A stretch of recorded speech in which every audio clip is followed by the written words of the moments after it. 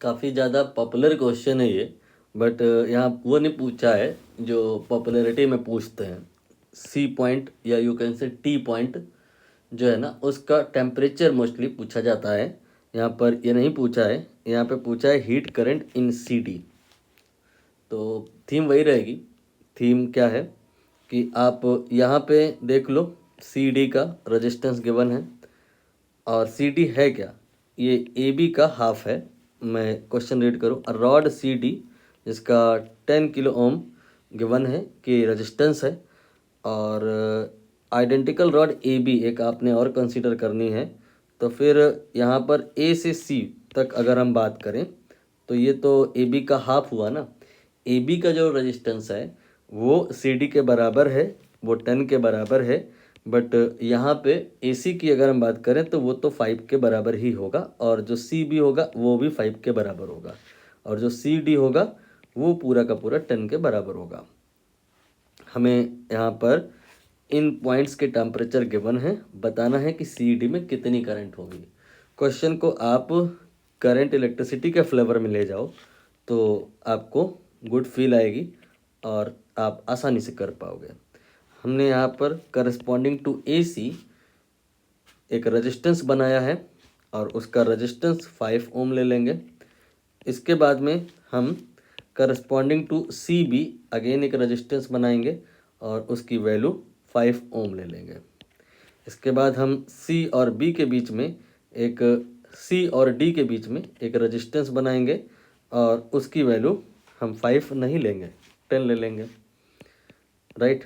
और अब हम देख रहे हैं कि जहाँ जहाँ टेम्परेचर है, जब उसके करस्पॉन्डिंग हम इलेक्ट्रिसिटी वाली बात कर रहे होते हैं तो फिर हम टेम्परेचर के बदले वोल्टेज लिखते हैं।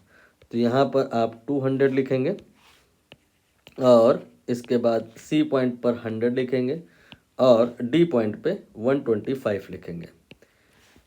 ना इसके बाद में आप कोई भी एक पॉइंट पकड़ लो ए और सी और डी में, और वहाँ से करंट का फ्लो स्टार्ट करवा दो। जब हमको दिख ही रहा है कि ये हाई पोटेंसी पे है, करंट हाई टू लो जाती है, तो यही 200 से करंट को चलवा लेते हैं। मैंने चलवा लिया। ये जो करंट आपने सी की तरफ पहुंचाई है, सी पर पहुंचेगी तो इसके दो पार्ट हो जाएंगे। कुछ पार्ट आगे ही चला जाएगा, इसको मैंने I1 मान लिया, और कुछ पार्ट ये सी डी में आ जाएगा, मैंने उसको I2 मान लिया।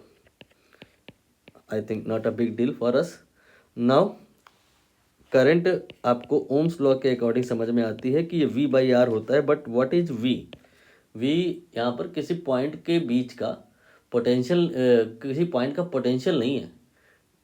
जो भी आप एलिमेंट में करंट बना रहे हो, उस एलिमेंट के अक्रॉस पोटेंशियल ड्रॉप ये होता है V। तो यहाँ पर आप करंट को A से C की तरफ ले जा रहे हो, मतलब A को आप हाई पर एज्यूम कर रहे हो, C को लो पे कर रहे हो, और C का वोल्टेज कुछ अपनी तरफ से मान लो, सपोज X। तो A और C के बीच में जो V का वैल्यू आएगा वो 200 माइनस एक्स आएगा, और जो I का वैल्यू आएगा वो V बाई आर करने पे आएगा 200 माइनस एक्स डिवाइडेड बाई 5। आर आप ऑलरेडी यहाँ लिखे थे ना, सेम। नाउ हम इस वाले 5 ओम पे बात करेंगे। इसमें करंट आपने इस प्रकार से मेंशन की है, left to right. So this will be assume to be high and this will be at low, and V निकालने के लिए हाई में से लो घटाएंगे, X में से 100 घटाएंगे, और जो I आएगा यानी कि I1 आएगा वो 100 X माइनस 100 डिवाइड बाई 5 आ जाएगा। नाउ वी कैलकुलेट I2 के लिए जो V निकालेंगे, करंट का फ्लो ऐसा माना है आपने कि X में से 125 घटाना पड़ेगा। ये आपका V का वैल्यू आ गया है, and divide by R, it is not 5, it is 10। अब ये तो समझ में आपको पहले ही आया था ना कि जो करंट I है, I वो दो पार्ट में बट गई है, I1 प्लस I2। तो I और I1 और I2 की अब हमें वैल्यू रखनी होगी। ये रही आपकी वैल्यू ऑफ द I। तो इसको हम यहाँ से पिक कर लेते हैं, ये मैंने यहाँ पर रख लिया। इसके बाद I1 को ले आओ कहीं से, ये I1 हो गया।